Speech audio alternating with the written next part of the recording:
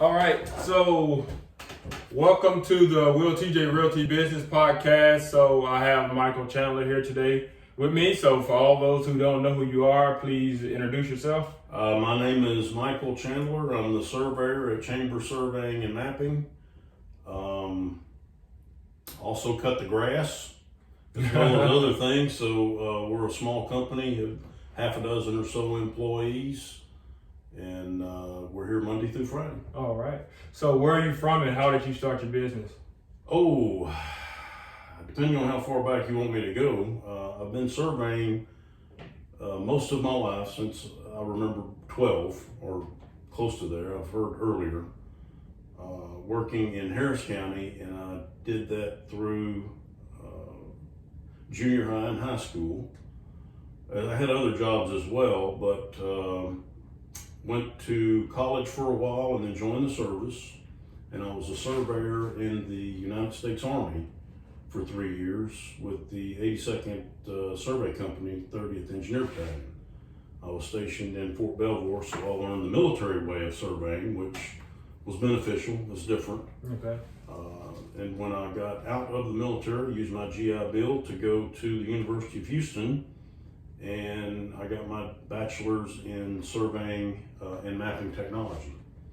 Okay. And once I received my bachelor's, I was able to qualify to take the professional exam, the intern exam, then the professional exam, and started the company in 1999, I believe it was. So we've been in business for 20 years. Yeah. And so it hadn't really slowed down. Yeah, I think I was in the 4th grade at that Wow. time. Yeah, I've been doing it way too long. Yeah. Yeah, you can keep going. You know, and starting a business, it's kind of interesting because you meet so many different people as far as the workers. Yeah. You get your kids involved. All of my boys, were field hands. Started at a young age, so it was good having a small business where, you could bring up your children, and now my daughter-in-laws work here for me. So you taught this to all of your children? All my sons. Okay. I have 3 boys. The youngest one is still with me, and he enjoys the profession. The other 2 pursued other fields. Other fields. Okay. Yeah, That's what I was just about to ask. Did you I force them to do it, or did you just No, let them see, do it? I think I worked them too hard, and they realized they don't want to do this next time life. So Yeah. 1 out of 3 is not bad. Okay. That's But good. they're all good kids. But it's difficult when you make your living off of 4-wheelers and out of buggies and mosquitoes and snakes and alligators. It's not for everyone. Yeah. It's really not. But you grow accustomed to it. Yeah. So what are some of the wildest things you've seen out while you've been doing the surveys? I know you guys go through the woods, so you guys can probably have the wildest thing. Yeah. Well, the alligators. Being in this as long as I have, you don't really notice the small things. Other people that aren't with you notice them, but we don't. I mean, as far give as me an idea. What would that be, like little snakes or something? or spiders or wildlife, pigs, a bobcat or anything. You just see it so often that you don't really pay attention to it. Now, the alligators are a different matter. Yeah. You get out in some areas where you hear the babies chirping, you know that there's a mother alligator somewhere nearby. But it's just being alert. Yeah. The main thing. Some of the weird is, to answer your question, I don't know, weird or funny or what have you. Hands getting lost in the woods. That's a new one. Sometimes you just want to let them figure it out on their own. But, people getting lost. I don't know. So you seen some hands in the wood before? Have I lost workers' hands? Yeah. Oh, okay. The people that work for me, getting lost. Oh, yeah, it's hilarious. Okay. Some people, and I kind of take it for granted, but some people do not have a sense of direction. Yeah. And when you get out in the woods and it all looks the same, and you tell them to go back or go back to the truck, and they go off in the right direction, but just a couple of turns and you're gone. So, the elements are also difficult. Not necessarily nature, but the extreme heat and the extreme cold. Yeah, because our climate, yeah. And you throw in mosquitoes along with that, so you know it's you against the elements more times than not. Okay. Be it cold or hot, wet or dry. You know, you get into some stuff where there's a canal or a swamp or something like that. You just kind of have to go through it. Yeah, it's just like Sunday night. I remember it went from hot because we went to bed. It was hot. Yeah. Then we woke up. It was freezing cold. So have you ever been out in the field and that happened to where you were dressed like it was warm? Yes. Yes, I was, and I'll try to shorten the story, but it was a 2-hour 4-wheeler ride from 146 to Old River, and this was several years ago. And me and another worker, I told him, look, because it's such a long ride, rather than 2 hours there, work for 4 hours and 2 hours back, let's just go back there and spend the night. And we just slept on the ground. And we didn't have the internet or the weather notifications like we do now. Well, a storm came in, and it was March, if I remember right. We were dressed for spring weather, but along with that March front, it dropped the temperature dramatically, and that's probably the coldest I've ever been. Was when the storm hit and it was raining, having to come out for 2 hours. Yeah. And that was pretty difficult. Crazy, man. Yeah. So how many Bobcats have you seen? I always wanted, I seen one Bobcat. I think I was going through Liberty, and I was installing cable. I was working for Dish Network and for a contractor, and I was driving and I seen it. And I'm originally from Mississippi. I've been out here the last 8 years, and I keep hearing stories about panthers and all kinds of stuff, and I've been wanting to see, so I kind of look to see something. I would love to see a big exotic. I would love to see a big cat. I've heard there's some about. You hear from different people. I've never seen any of the Bobcats. You notice them. They're not a threat. Then again, I guess you shouldn't consider the pigs a threat either. Although we just had a mishap over in Anahuac, but I don't know. As far as the Bobcats, they're nothing more than the house cat of the woods, really. Okay, so you see them all the time? Not all the time, but periodically. Periodically. Yeah. Okay. Yeah. The coyotes you don't see as often. With the development here at where I'm located, they seem to be driving the wildlife out, and so the coyotes, the raccoons, I'm actually more worried about getting snake bit here at my residence and office than I am out in the woods, because you're so relaxed here. Yeah. There's some big cottonmouths out there. Yeah, and the more they cut down trees, the animals have to go somewhere. They go somewhere. So somewhere. It pushes them to a smaller location. So. But I guess you're used to seeing it. I remember that when I seen that Bobcat, I just seen it out of my rearview mirror, and I said, "Hey, that's not something that I see every day." So I turned back. It was dead on the side of the road. I think it was a baby. So I turned back around and I went and I took a picture of it, and I was like, "Man, this is my first time actually seeing." Because normally I go to the zoo and see something like that. So it's, to me, since I'm not used to seeing it, it was like, man, I'm seeing something zoo-like, in real, outside in real life. So that was interesting. Yeah. If you're not in their area then or in their environment, then I guess the only place you would see them is like at a zoo. Yeah. But, there's coyotes. I'm seeing more river otters. Yeah. Than I used to, because we do a lot of work on the water as well. The marsh, the duck environment, because Chambers County, about half of it, at least above the interstates, pretty much dry for the most part, and then south of it, it's marsh and swamp and things. Okay. But we do a lot of work out there as well. So you see the river otter, not as many nutria. Yeah. There used to be more in the 80s and 90s, but now there's so many alligators that you don't see the nutria as much. What is a nutria? Is that it's a neutral rat. Some people call them neutral rats or nutria. So it's like a really big rat? It's a really big rat. I believe it's originally from South America. Oh, okay. And they kind of, took off. I don't know how long they've been here. I know that there have been, trappers back in the 50s and 60s. How big are they? however that big Yeah, is. I hope I never see one of them. Well, it's not scary. Yeah. They're mainly in the water. You know what I noticed when you're out in the woods and you see this stuff, it's not as scary. You know, it's nice. And sometimes you may want to run, but it's not as scary as like when a little mouse comes in the house and I got my socks off and I'm relaxed. Yeah. Then I'm like, oh, get it out of here. But if I sit outside, I'm like, oh, just a little mouse. You know? I've seen grown men freak out over banana spiders. So it's So what are some of your favorite things to do? Aside from work? Yep, aside from work. Probably hunt and fish. I enjoy Okay. the outdoors so much that when it's cool like this, it's time to go camping and fishing. I do have a place down in Sargent that we go and fish and crab, redfish, trout. We're right there on the intercoastal, so just an outdoor type person. Enjoy the outdoors. You have to in this line of work. All right, that's great. It's been nice talking to you. Just so our viewers can get a little more value with the business podcast, any business advice you have for anybody? I mean, it doesn't have to just be surveying, just trying to start a business. Is it consistency? Is it persistence? Or doing something they love? As far as advice in starting a business, I think there's a lot of opportunity in being self-employed. A gentleman told me a long time ago, it's either feast or famine, because the market, depending on what you're in, is up and down.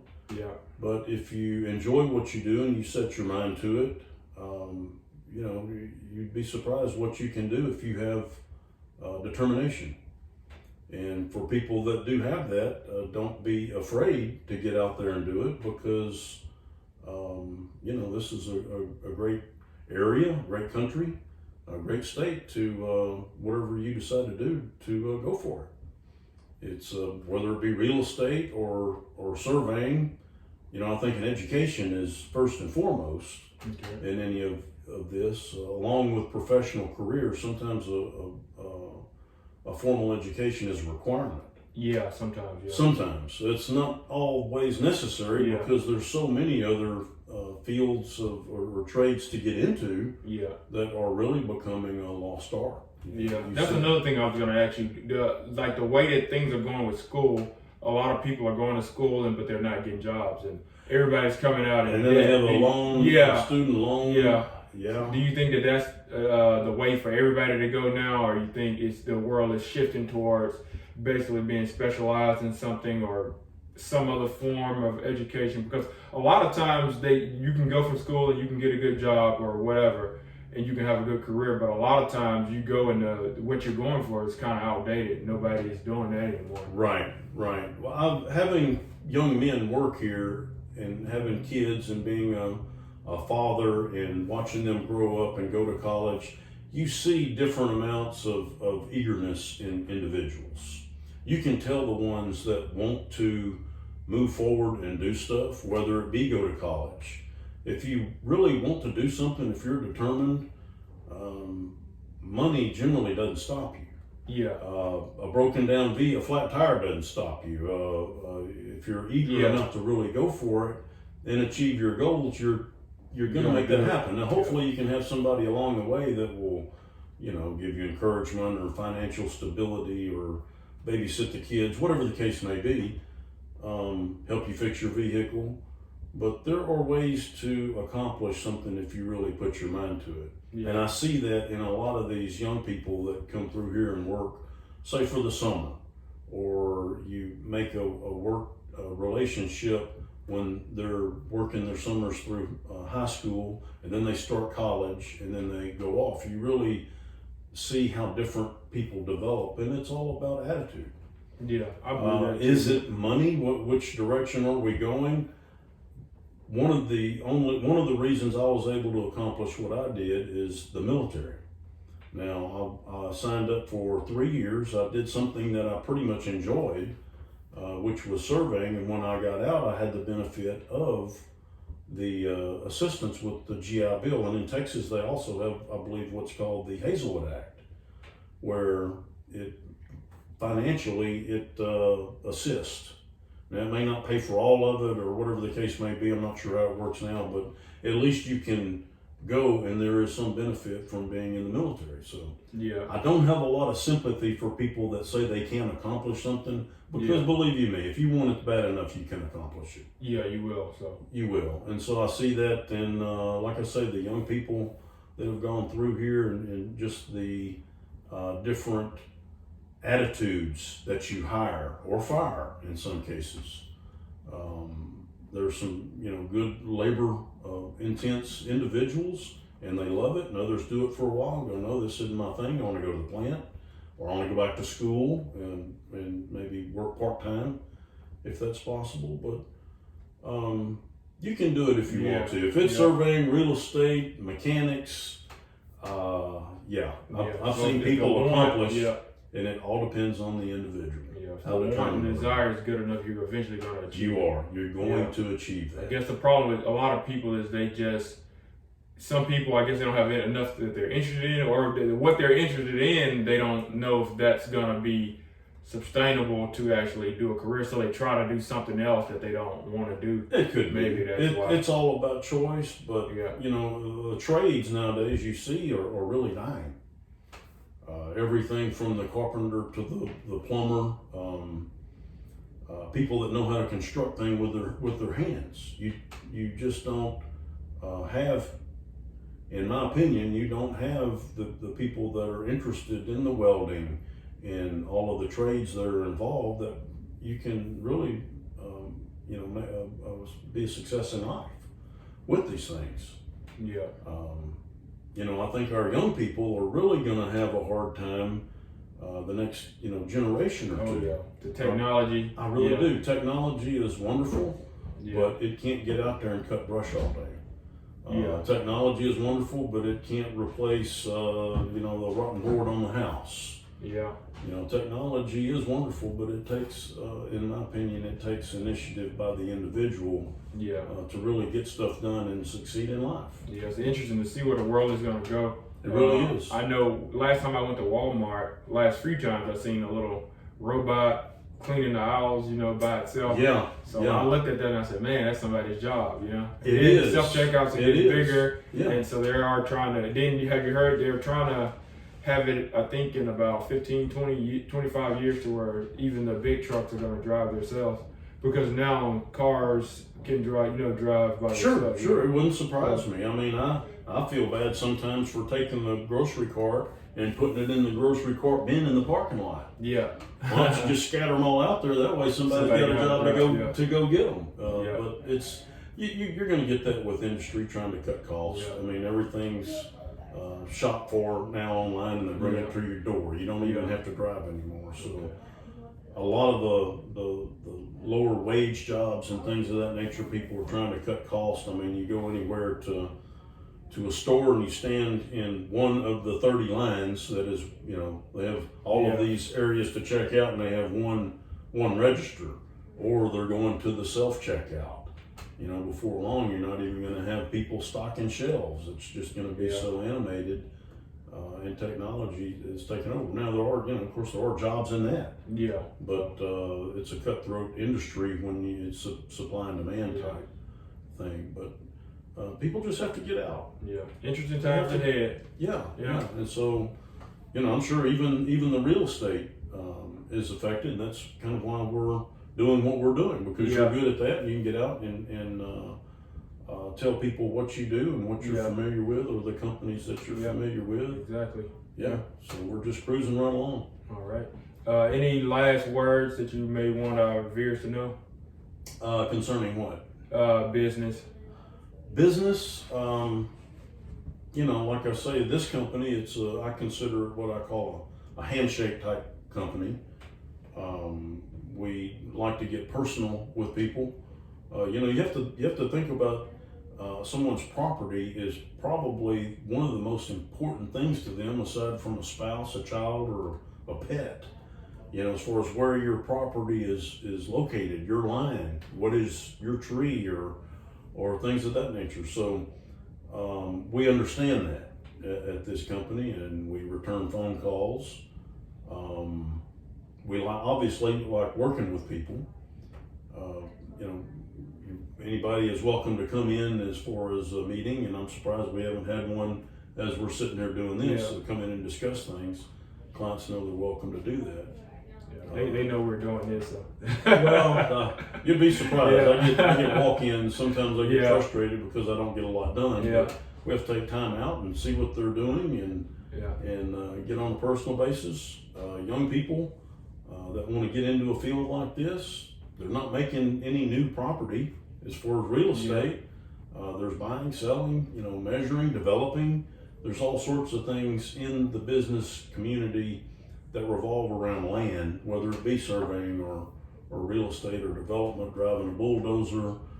There's just all sorts of things you can dive off into to really get involved and possibly even make a good career out of it. All right. Well, thank you, Mr. Chandler, Okay. for doing this All right. podcast with me. Well, I hope it helps you out. All right. All right. Thank you.